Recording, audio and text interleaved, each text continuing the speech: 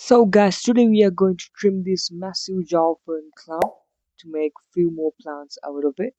So as you guys can see, it has grown so much even out of the pot, and you guys can see the root structure as well. It is quite healthy, and hope we could get few more plants out of it. So it's a big one. So let's start it. To trim this and to repot this, you need few things first. So first of all, you need to have a clean and sharp scissor.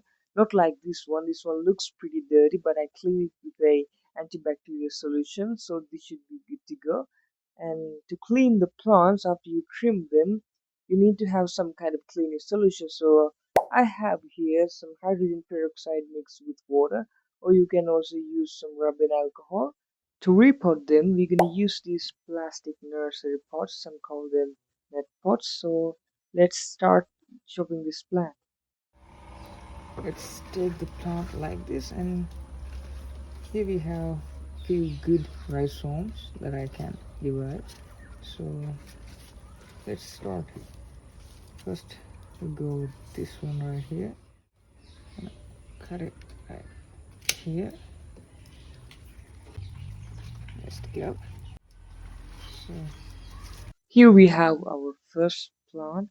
It is nice and healthy. It has 4 leaves. So let's move on. Cut. Let's go like this. Take out two.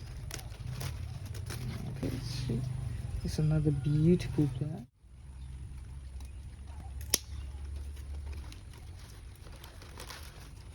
It's another nice one. So we are done with trimming, and I have got all the plants that I could get from this. And let's see how many plants that I have taken out.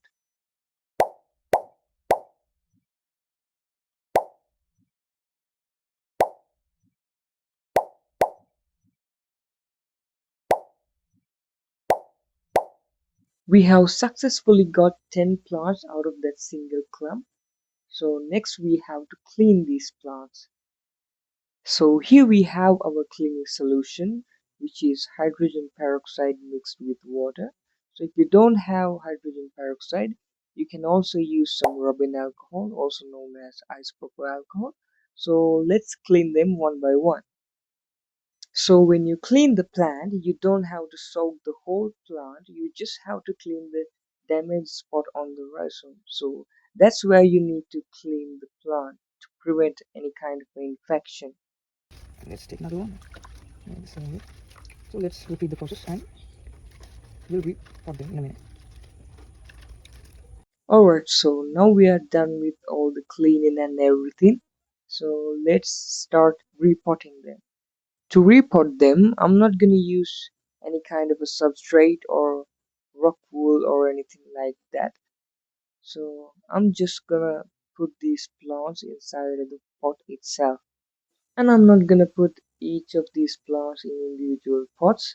I'm just gonna put like 2 small plants inside of a single pot, and we'll put like bigger plants in a single pot. So the reason why I'm not using rock wool or anything like that, because I'm gonna grow these plants in a hydroponic facility, so the roots will always stays underwater. But if you want to put something inside of the pot apart from rock wool, you can use these foam sponges to wedge the plant in between and put them inside of the pot. Alright, so we are done with repotting the plants, and we have made like 6 pots out of this single clump, and this clump will also grow more plants as well in the future. And these are the pots that we have made. So yeah, this is a one way to do it, and there are so many ways to do the same thing. So if you want to double your ferns as well, you can do the same as I did. So we'll see the growth in few months.